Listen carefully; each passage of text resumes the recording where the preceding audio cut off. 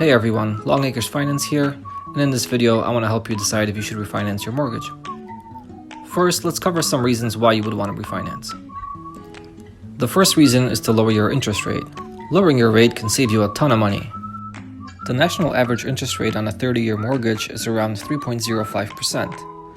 Rates in your area may differ, and keep in mind that they can fluctuate daily.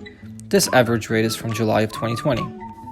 The national average interest rate on a 20-year mortgage is around 2.875%, and the national average interest rate on a 15-year mortgage is around 2.5%. To find current average rates, you can use bankrate.com, but make sure you're looking at refinancing rates as opposed to a new mortgage rate. Refinancing rates can be slightly higher. The second reason to refinance your mortgage is to shorten the term of your loan. Refinancing to a 20 or 15-year loan can save you a ton of money in interest. Here's an example of how much you can save by shortening your term.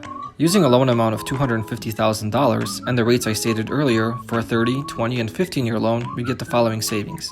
Assuming you make only the minimum payment, a 20-year loan would save you 40% of the interest you would pay on a 30-year loan. That's around $53,000 in this example. A 15-year loan would save you 62% of the interest you would pay on a 30-year loan. That's around $82,000. But take a look at the payment column in the middle of the table. A shorter term means that your minimum payment increases.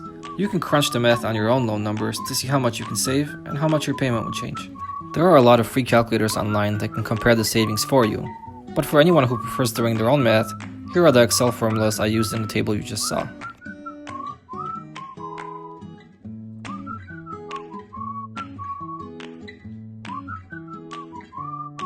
Reason number 3, tap into the equity in your home. The equity in your home is the difference between your home's value and the balance on your mortgage. The amount of equity you can pull from your house is typically limited to between 75% and 90% of your home's value. This will vary by bank. Pulling equity from your house is called a cash-out refi, and it typically has higher interest rates than a standard refinance. Reason number 4 is to convert an adjustable rate mortgage to a fixed rate mortgage.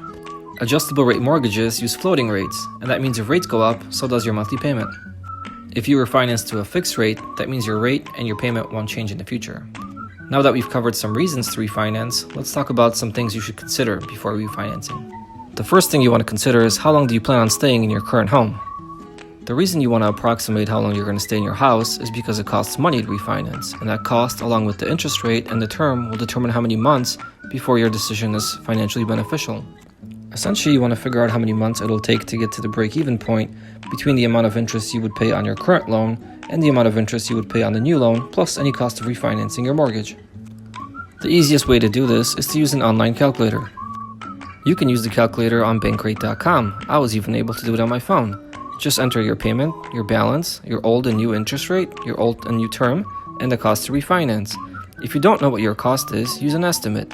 The last time I refinanced, it cost me about $3,500. Then hit calculate, and you get a short summary that shows you your monthly savings, how much you'll save in interest, and the number of months it will take to break even. The second thing you want to consider is how much lower are current rates compared to my rate. As of the recording of this video, July of 2020, rates are near historic lows.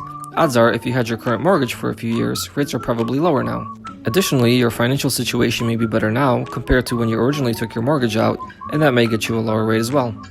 If the difference between your rate and the current rates is marginal, it may not be worth refinancing. You definitely want to figure out your break-even point before you move forward. The third thing you want to consider is the cost of refinancing. Online data from various banks shows that it's between 2 and 5% of the loan value. This will of course vary by your location and the bank you work with. Keep in mind that most banks will allow you to roll most of the cost into your new mortgage, but if your home needs to be appraised as part of the refinancing process, that cost is usually required up front, and it can be up to $500. And the fourth thing you want to consider is if you will even qualify to refinance your mortgage. Banks want to see that you're financially fit and responsible before giving you a new loan. Here are a few things they will review. The first thing they want to see is you having steady income, and that probably means you'll have to show about 2 years of steady and consistent income. The next thing they'll look at is your credit score, and the higher your score, the lower your rate. To get the lowest rate, you probably want to be in the mid to high 700s. Banks want to see that you have 6 months of cash reserves. That means you'll have to show that you have enough savings to cover your minimum monthly payments for 6 months. Normally, you're able to use your retirement accounts like a 401k or an IRA to satisfy the cash reserves requirement. but during this pandemic, some banks have started disallowing the use of retirement accounts for the cash reserve requirement. The next thing a bank will look at is your debt to income ratio, and this is a big one. Most banks will allow you to borrow up to 43% of your debt to income ratio. To figure out your debt to income ratio, the first thing you want to do is add up your minimum monthly payments.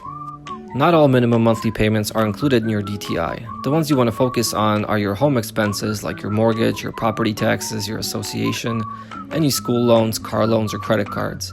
You don't want to include any variable expenses like gas, electric, cell phone, or healthcare. Here is a quick example of how to add up your minimum monthly payments. Once you have all your minimum monthly payments listed, you want to add them up, and you want to take that total and divide it by your gross monthly income. Here's a quick example of what that looks like, and a DTI of 35%. If you qualify for an FHA or a VA loan, they will allow you to have a higher DTI. When you're ready to refinance your mortgage, you want to shop around for rates and costs across different banks and credit unions.